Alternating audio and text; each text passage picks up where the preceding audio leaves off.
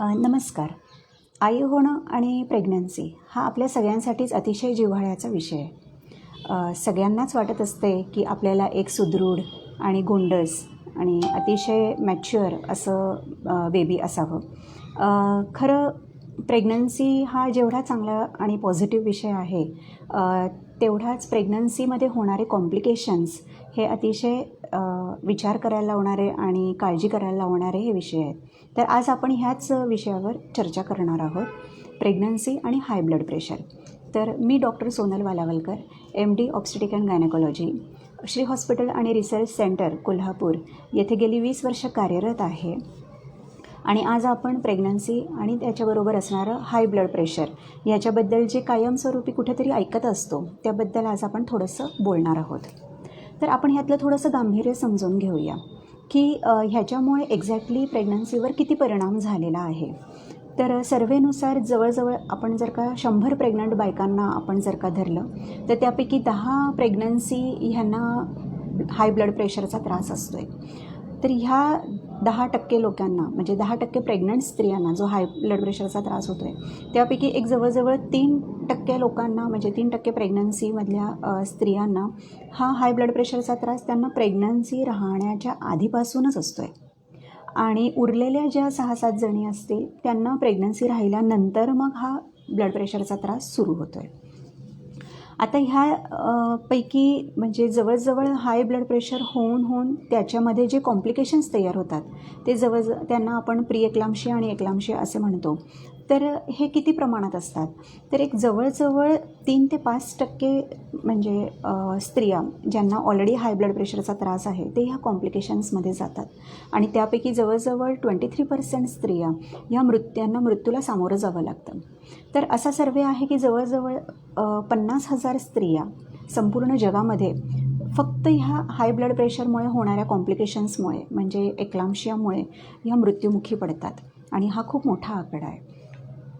त्याबरोबर बाळाचेही प्रॉब्लेम्स असतात, कारण बाळाला हाय ब्लड प्रेशर असल्याकारणाने त्याला रक्तपुरवठा होत नाही, त्याच्या अवतीभोवतीचं पाणी हे कमी होतं, त्याची वाढ खुंटते आणि कधीकधी तो पुरवठा एवढा कमी होतो की त्याच्यामुळे ते जे बाळ आहे ते आतल्या आतच दगावते. तर अशा पद्धतीने एक जवळजवळ 15 म्हणजे डिलिव्हरी होण्याच्या अगोदरच ते मृत्युमुखी पडतात. आणि 40 ते 45% जे बेबी आहेत त्यांना प्रीमॅच्युरिटी हा एक विषय आहे की एक्लाम्शियामध्ये त्यांना सामोरं जावं लागतं. म्हणजे बाळाचे दिवस पूर्ण भरण्याच्या अगोदरच त्यांची डिलिव्हरी होते आणि त्याच्यामुळे बाळ कमी वजनाचं आणि अशक्त असल्याकारणाने ते पुढे जगू शकत नाही. आता हा जो एवढा मोठा जे मी आकडेवारी तुम्हाला सांगितलेली आहे हे फक्त ह्यासाठीच सांगितली आहे की जेव्हा प्रेग्नन्सीमध्ये हाय ब्लड प्रेशर असते तेव्हा काय काय प्रॉब्लेम्स होऊ शकतात. तर ह्याच्यामुळे तुमच्या लक्षात येईल की हा विषय हा किती डेंजरस आहे आणि ह्याच्याबद्दल किती काळजी घ्यायला पाहिजे. तर ह्या वास्तववादी चित्राला जर का छेद द्यायचा असेल तर आपल्या सगळ्यांना हा विषय सगळ्यात पहिले समजून घ्यायला पाहिजे की बुवा हे हाय ब्लड प्रेशर आणि प्रेग्नन्सी ह्या दोघांचा एकमेकांशी संबंध काय आहे. जर का प्रेग्नन्सीमध्ये हाय ब्लड प्रेशर झालं तर तो एवढा डेंजरस का आहे की स्त्रियांना त्याच्यामुळे मृत्युमुखी पडावं लागतं किंवा बाळाला त्याच्या जीविताला धोका होतो किंवा त्या सगळ्यांच्यामुळे आई आणि बाळ ह्या दोघांच्यावरही खूप मोठं संकट येतं आहे. तर हे काय आहे, हे असं कशामुळे होतं आहे आणि ह्या विषयाला आपण कसं सामोरं जायचं, ह्याला कसं डील करावं, ह्यासाठीच आपण आज हा विषय हाताळलेला आहे. तर आपण सगळ्यात पहिल्यांदा ब्लड प्रेशर म्हणजे काय हे समजून घेऊया. ब्लड प्रेशर म्हणजे हा एक आपल्या कार्डिओव्हॅस्क्युलर सिस्टीमचा भाग आहे. कार्डिओव्हॅस्क्युलर सिस्टीममध्ये मी सांगितल्याप्रमाणे हार्ट हा एक अवयव झाला म्हणजे हृदय आपलं, आणि व्हेसल्स म्हणजे रक्तवाहिन्या हा एक दुसरा विषय झाला. आणि हे दोघंही एकमेकांशी निगडीत आहेत आणि त्याच्यातून रक्त हे कायमस्वरूपी वाहत असते.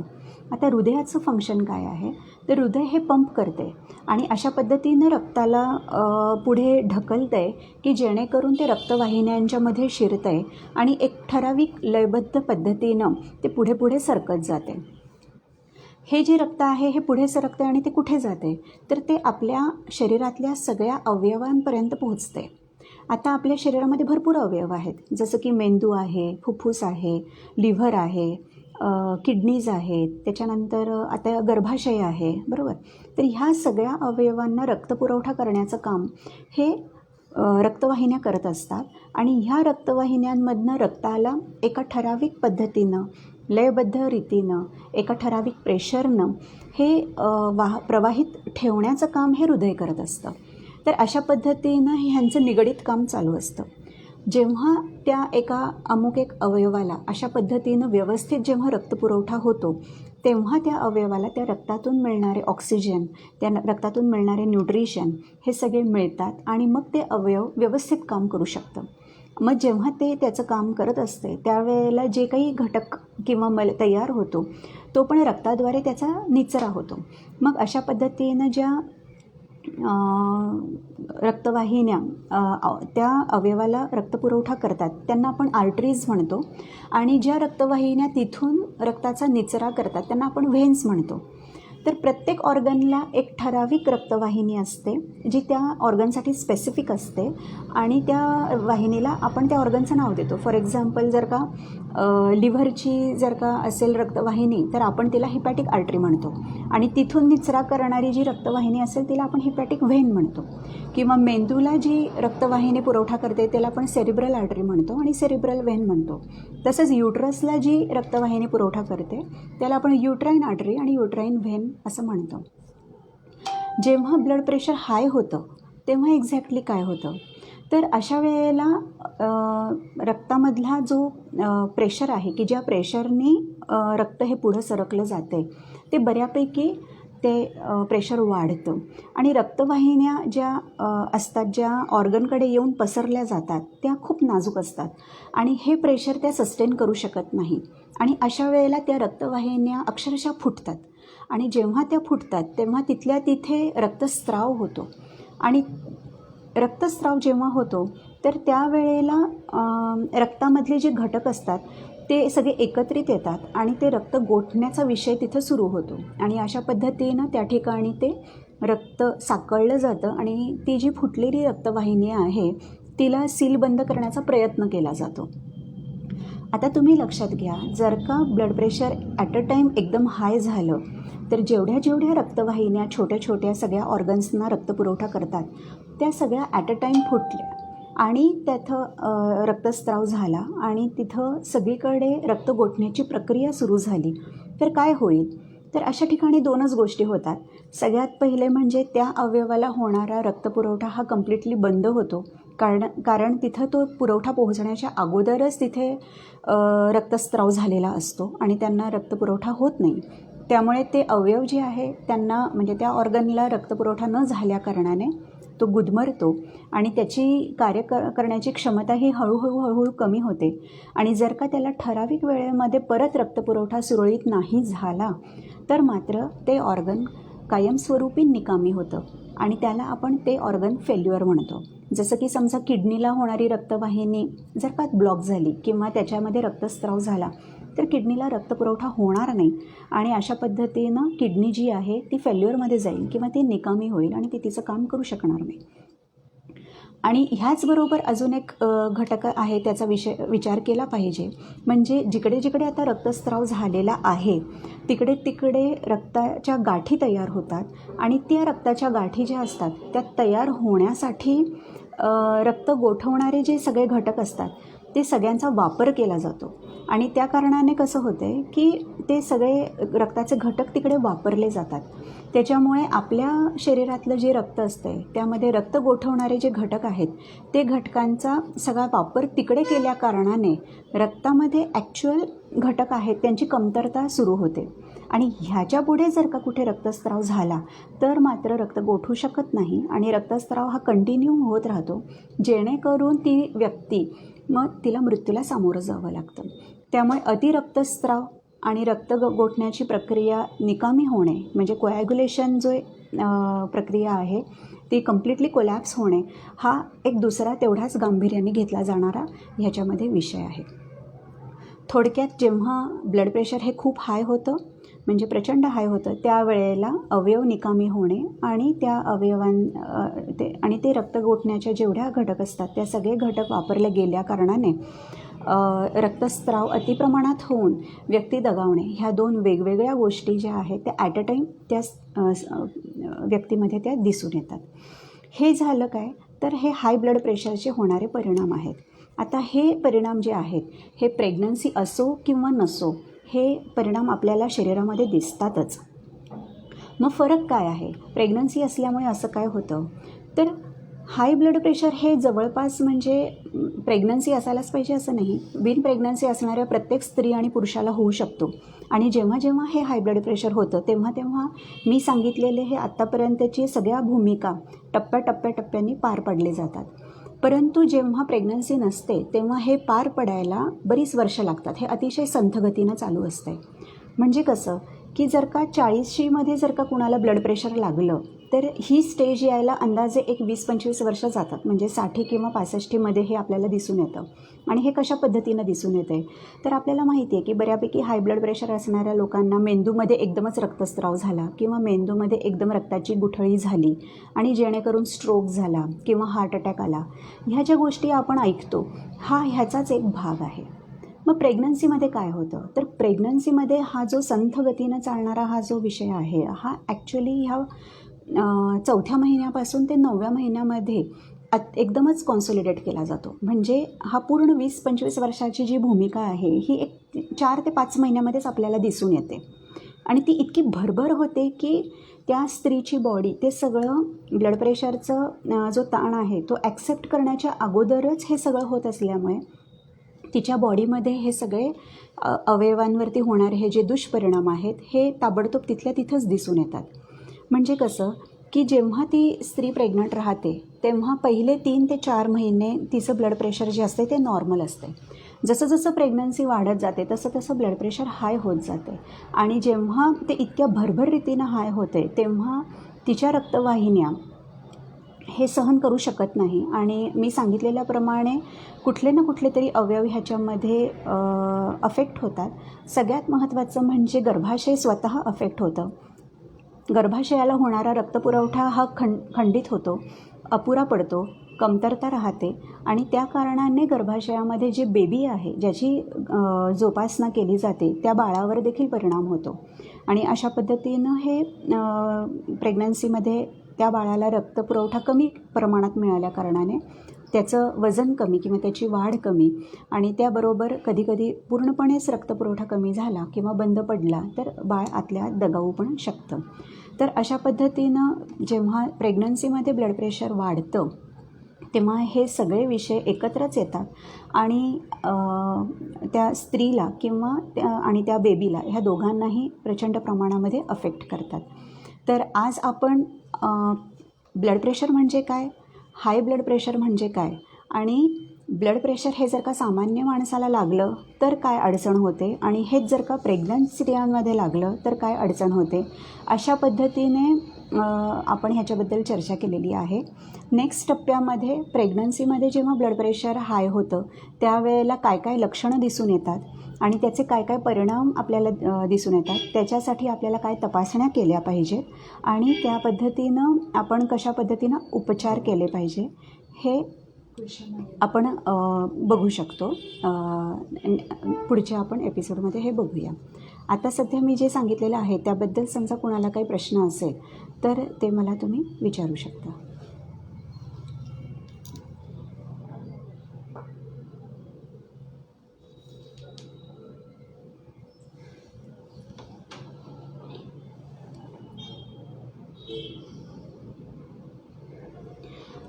प्रेग्नन्सीमध्ये नॉर्मल जे ब्लड प्रेशर काय असायला पाहिजे असा मला एक प्रश्न आला आहे. तर प्रेग्नन्सीमध्ये कसं असतं की प्रेग्नन्सी 3 टप्प्यांमध्ये डिव्हाइड केलेली आहे. पहिले 3 महिने, त्याच्यानंतरचे म्हणजे पहिला, दुसरा आणि तिसरा. दुसरा जो टप्पा आहे तो म्हणजे 4था, 5वा आणि 6व्या महिन्याचा आणि तिसरा टप्पा आहे तो 7वा, 8वा आणि 9व्या महिन्याचा. तर पहिल्या टप्प्यामध्ये जे ब्लड प्रेशर असतं ते युज्युअली नॉर्मल स्त्रियांसारखंच असते, म्हणजे जवळजवळ 120 ते 80 अशा पद्धतीनं असते. पण दुसऱ्या ट्रायमेस्टरमध्ये हे ब्लड प्रेशर थोडंसं खाली येते. म्हणजे ब्लड प्रेशर म्हणजे तुम्हाला माहीतच आहे की त्याचे 2 टप्पे आहेत, एक तर वरचा ब्लड प्रेशर आणि एक खालचा ब्लड प्रेशर. तर हे दोन्ही ब्लड प्रेशर जे आहेत वरचा आणि खालचा तो थोडासा लोअर होतो, म्हणजे एक जवळजवळ 10 ते 12 मिलीमीटर्सनी कमी येतो. त्यामुळे सेकंड ट्रायमेस्टरमध्ये हा जो फॉल आहे ब्लड प्रेशरचा हा अपेक्षित आहे. आणि शक्यतो प्रेग्नन्सीमध्ये ब्लड प्रेशर हा थोडासा लोअर साईडलाच असतो, कारण ही नैसर्गिक गोष्ट आहे की जर का ब्लड प्रेशर लो असेल ह्याचा अर्थ काय होते की रक्तवाहिन्या ह्या थोड्याशा प्रसरण पावलेल्या असतात आणि त्याच्यामुळे मॅक्झिमम ब्लड हे बाळाकडे हे पाठवलं जातं आणि अशा पद्धतीनं सेकंड ट्रायमेस्टरमध्ये ब्लड प्रेशर थोडंसं फॉल होतं. याचा अर्थ म्हणजे जवळजवळ 100 ते 100/60 हा पण नॉर्मलच आपण समजतो. आणि थर्ड ट्रायमेस्टरमध्ये तो परत पूर्ववत येतो, म्हणजे 120/80 किंवा 130/80पर्यंत येतो. ज्या वेळेला वरचा जो ब्लड प्रेशर आहे तो समजा 140 आला आणि खालचा जो ब्लड प्रेशर आहे तो जर का 90 आला तर आपण ह्याला म्हणजे हा एक आपण टप्पा समजतो की हे हायपर टेन्शनचं आता हे लक्षण सुरू झालं. आणि 140/90 हे आपण क्रिटिकल लेवल समजतो आणि ह्याच्या पुढे जेवढं ते ब्लड प्रेशर वाढत जाईल तेवढं ते सिव्हिअर हायपर टेन्शनमध्ये आपण ते मोडतो. दुसरा एक प्रश्न आहे की how can I manage high blood pressure during pregnancy. तर ह्याबद्दल आपण नक्की चर्चा करणार आहोत की प्रेग्नन्सीमध्ये हाय ब्लड प्रेशरची आपण लक्षणं काय आहेत आणि त्याचे होणारे परिणाम काय आहे आणि त्याच्यावरती आपण काय उपाययोजना केली पाहिजे, काय तपासण्या केल्या पाहिजे, हे आपण पुढच्या सेशनमध्ये क्लिअर करू. एकाने प्रश्न विचारलेला आहे की does blood pressure remain high after the birth. तर युजली प्रेग्नन्सीमुळे जर का ब्लड प्रेशर हाय झालं असेल, म्हणजे प्रेग्नन्सी असताना जेव्हा ते हाय झालेलं आहे तर ते डिलिव्हरी झाल्या विदिन 24 hours to 48 hours ते रेग्युलराईज होतं, म्हणजे नॉर्मल होतं. म्हणजे आपण जी चर्चा करत आहोत ती चर्चा अशा पद्धतीनं करत आहोत की pregnancy induced hypertension, the hypertension which is induced by the pregnancy, it will remain if the pregnancy is there.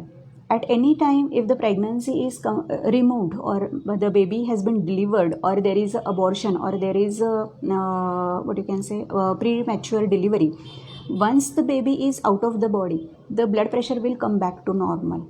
पण काही स्त्रियांमध्ये असं असतं की त्यांना ब्लड प्रेशर हे अगोदरपासूनच असतं आणि ते त्यांना माहीत नसतं. खरं ब्लड प्रेशर हाय असतानाच त्यांना प्रेग्नन्सी राहते आणि प्रेग्नन्सीच्या काळात जेव्हा ते चेकअपला जातात तेव्हा त्यांच्या लक्षात येते की त्यांचं ब्लड प्रेशर हाय आहे.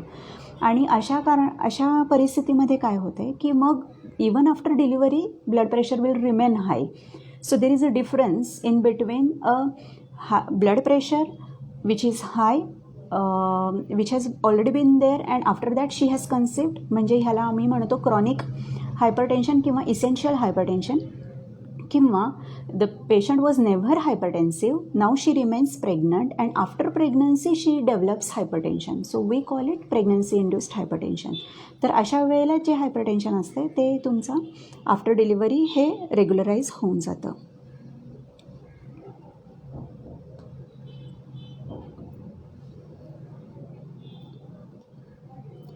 अजून मला एक प्रश्न आहे की गरोदरपणातील हाय ब्लड प्रेशर हे नॉर्मल राहण्यासाठी काय करावं लागतं. तर ऑफकोर्स आपण नेक्स्ट सेशनमध्ये ह्याबद्दल चर्चा करूया. गरोदरपणामध्ये हाय ब्लड प्रेशरचे कोणते दुष्परिणाम होऊ शकतात ह्याबद्दल मी आता तुम्हाला मोघम सांगितलेलं आहे की ऑर्गन फेल्युअर होतात आणि दुसरी गोष्ट म्हणजे आईच्या जीवाला धोका असतो. तशाच पद्धतीनं बाळाच्या भोवतीचं पाणी कमी होणे, बाळाचं म्हणजे वाढ आहे ती खुंटीत असणे, म्हणजे त्याचं वजन न वाढणे, आम्ही त्याला IUGR म्हणतो, म्हणजे intrauterine growth retardation. At the same time delivery लवकर होणे, म्हणजे पूर्ण दिवस न भरणे, मग त्याला आम्ही प्रीमॅच्युअर डिलिव्हरी म्हणतो किंवा प्रीटर्म डिलिव्हरी म्हणतो. आणि अशा कारणाने बाळांच्या जीविताला धोका होतो. आणि आम्ही म्हणजे एकतर म्हणजे पोटात असताना तरी, म्हणजे गर्भाशयात असताना तरी किंवा डिलिव्हरीच्या नंतर बाळ गुदमरते, त्याला श्वास घेता येत नाही, त्यामुळे फिटल ॲस्फेक्झिया किंवा निओनेटल ॲस्फेक्झिया होतो आणि मग दुर्दैवाने कधीकधी फिटल डेथसुद्धा होते.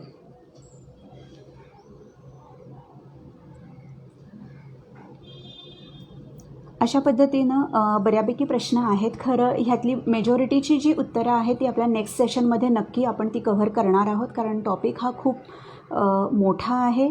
आणि जोपर्यंत आपल्याला नॉर्मल ब्लड प्रेशर म्हणजे काय, हाय ब्लड प्रेशरमध्ये काय होतं हे समजत नाही, तोपर्यंत आपण प्रेग्नन्सी विथ हायपरटेन्शन ह्याच्या डिटेल्समध्ये जाऊ शकत नाही. त्यामुळे मी जरा हा सेशन थोडा डिव्हाइड करून घेतलेला आहे आणि नेक्स्ट सेशनमध्ये आपण ह्याबद्दल डिटेल चर्चा करूया. Thank you so much.